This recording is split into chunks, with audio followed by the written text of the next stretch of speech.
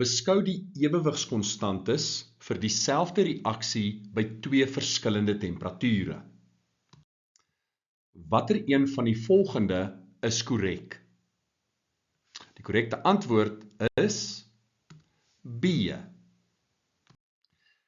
As jy dink aan ewewigskonstantes, dan moet jy dink produkte relatief tot reaktanse. Wat sien ons hierso? Ons sien soos die temperatuur toeneem van 298 Kelvin na 318 Kelvin, is daar 'n afname in die ewewigskonstante. Met ander woorde, 'n toename in temperatuur skuif die ewewig na die linkerkant, na die reaktanse se kant. Met ander woorde, die voorwaartse reaksie is eksotermies. So die reaksiewarmte moet negatief wees. Dit is B of D.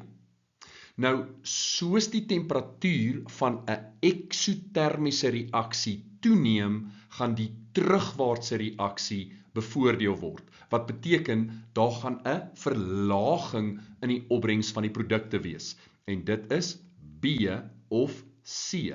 So die korrekte antwoord is B.